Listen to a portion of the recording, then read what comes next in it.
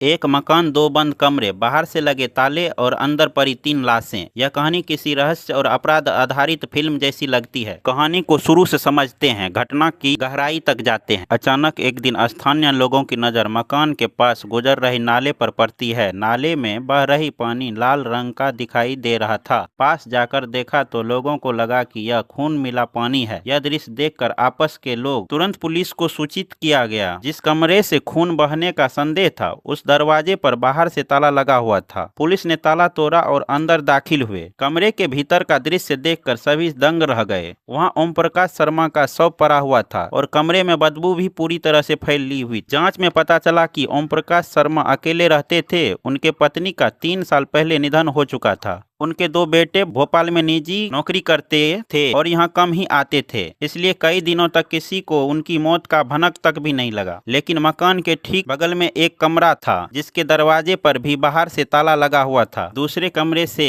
तेज दुर्गंध आने लगी। बदबू इतनी ज्यादा थी कि आसपास के लोगों को वहाँ खड़ा होना मुश्किल हो गया। लोगों ने फिर पुलिस को सूचना दी। इसके बावजूद उस कमरे की तत्काल जाँच नहीं की गई। अगले दिन अचानक दूसरे कमरे का ताला तोड़ दिया। जैसे ही दरवाजा खुला, अंदर का नजारा देखकर पुलिसकर्मी भी हैरान रह गए। कमरे में एक महिला और पुरुष की सड़ी गली लाशें पड़ी हुई थी। सब इतने अधिक खराब हो चुके थे कि उनके चेहरे पहचानने योग्य नहीं थे। ऐसा लग रहा था कि उनकी मौत भी कई दिन पहले ही हो चुकी थी। इस पूरे मामले का सबसे रहस्य पहलू यह है कि दोनों कमरे के दरवाजे पर बाहर से ताला लगे हुए थे। अंदर 3 लोग की लाशें थी, लेकिन बाहर से बंद कमरों ने कई सवाल खड़े कर दिए। यदि लोगों की मौत स्वाभाविक होती तो बाहर से ताला कैसे लग गया? पुलिस का मानना है कि तीनों की मौत लगभग 3 से 4 दिन पहले हुई। लोगों का कहना है कि जब पहले दिन ओम प्रकाश शर्मा का शव मिला था तब बगल के बंद कमरे की भी तुरंत जांच होनी चाहिए। यदि उस समय ताला तोड़ दिया जाता तो दूसरे कमरे में मौजूद दोनों शव पहले ही मिल जाते। लोग हैरान है कि एक ही मकान के 2 कमरे में 3 लोगों की मौत कैसे हो गई।